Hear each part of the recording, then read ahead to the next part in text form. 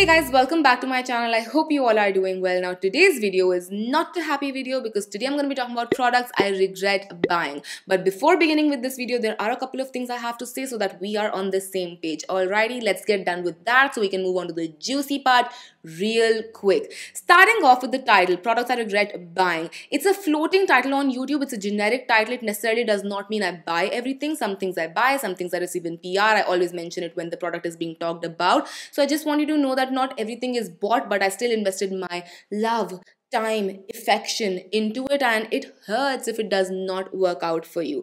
Which brings me to the second point, that skincare, haircare, makeup is super subjective. Something that might not work for me might be your absolute favorite and vice versa. So it's really important you see multiple reviews on YouTube before you invest your hard-earned money into a product. And that's why I think these videos are really important, because they're like a PSA that, listen, I know you are interested in this product, but it didn't work for me. So if you're from a similar skin type, skin tone, or just preference, then you might want to rethink and reevaluate your decision of investing your money into this product. Which brings me to my next point, which is that I am from the Sahara dry desert skin type. Alright, I am dry overall. So if you're from the oily skin type, you might be like, dude, I love that product, but for me that did not work because I'm dry. Alrighty, so I think that's everything I had to say. Long ass intros are back, and how in 2022.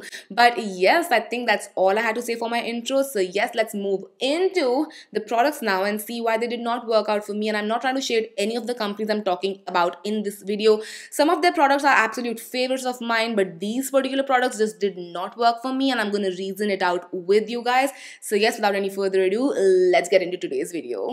Let's talk about some tools and accessories first, because I rarely talk about them. The first thing I regret buying is my Sanfe's Glide Face razors, and they've mentioned it's a 5-in-1 razor. Listen, they've honestly just written 5 areas you can shave with these razors and call them 5-in-1 when it's just a basic ass razor like this. It made me laugh a little because they've mentioned eyebrows, upper lip, chin hair, peach fuzz, and bikini line. First of all, it's a face razor. Why are you mentioning bikini line? But alright, no problem. But you don't need to mention upper lip, chin, and peach fuzz differently. For eyebrows, I can still get, like, a lot of razors are like thinner, so you don't automatically just shave off your eyebrows. But for your upper lip, chin, and peach fuzz, you don't need to mention them separately.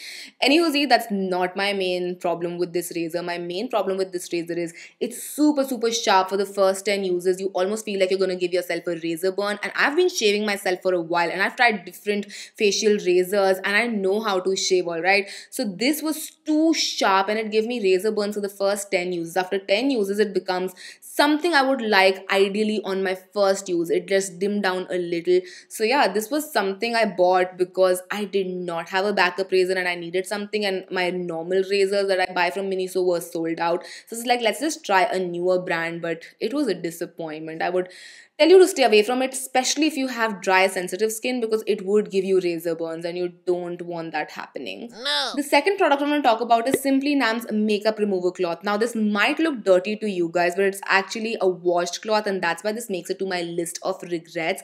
Now, this is a nice makeup remover cloth, don't get me wrong, but the staining on this one is crazy intense, and it does not get cleaned at all.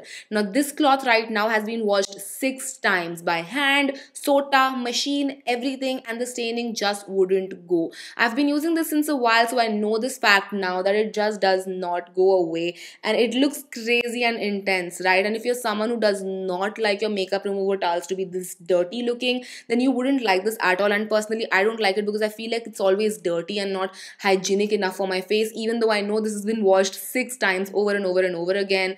So yeah, the staining on this one is crazy. Again, I've tried a lot of microfiber cloths, from really cheap ones to really expensive ones, and nothing has had staining like this one. So even though I really like SimplyNam as a brand, I like Namrata as a person, as a makeup artist and everything, this has to make it to my list of regrets because this is not ideal. No. Alrighty, let's move on to some skincare. The first product I have with me is by the Minimalist. It's the Hyaluronic Acid 2% plus B5 serum.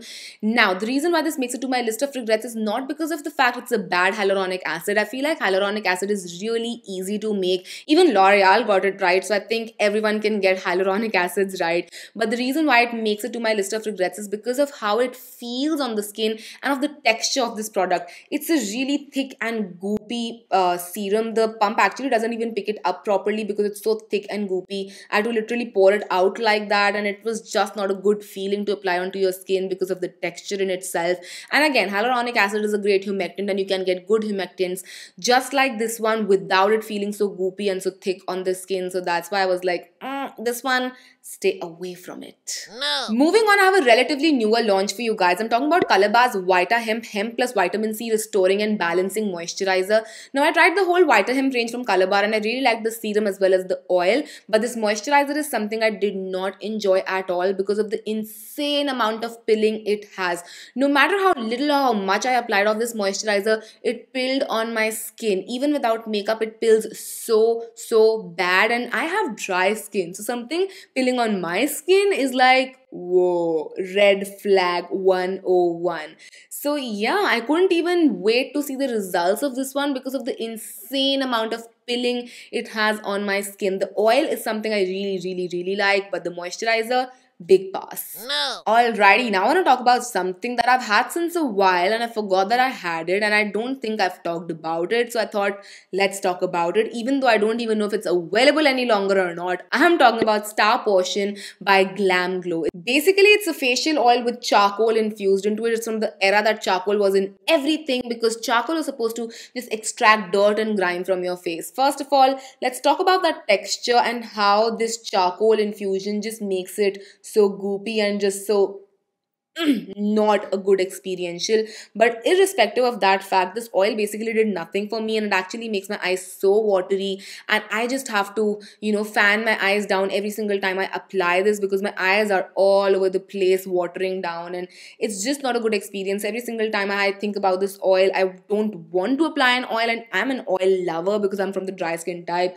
So this one is a big no-no, especially if you have sensitive skin or sensitive eyes or just sensitive experience quality, because it does not tick any of those boxes. No. It's time to wrap up by talking about some makeup products next up. The first thing I want to talk about is Sheglam Sun Sculpt Liquid Bronzer.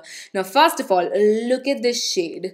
How can you call an ashy shade a bronzer? Now, I wouldn't have mind if it was a contour color, but it's still so ashy. It's literally grey, and it does not blend well on the skin at all. The blushes from Sheglam are something I absolutely love. They're like chef's kiss, but this one, it's a patchy mess. It just rolls up your foundation. It just does not work well. It does not sit well on the skin. Now, maybe it's just this particular shade that does and not the other shades, because a lot of people tend to love these bronzers. So I'm willing to try the other shades out, but still, this one is something I would tell you to run away from. No. And the last product I want to talk about is this color Stix by Colourpop, and it's in the shade Isla Vista. It actually comes in a mini set, and I have all of the shades, and it's a very inconsistent range because some shades are pretty creamy, some shades are still okay, but this particular one is so hard to work with. There is barely any pigment in there. It's so dry and so crumbly. It's not worth it at all because it's going to leave you in massive eye pain of you vigorously rubbing just to get even the tiniest amount of color. Even though it's a gorgeous color, it's just not worth it, and that's why this makes it to my list of regrets. But yes, that is everything I had to share with you guys in this particular video. I hope you guys enjoyed this and found this helpful.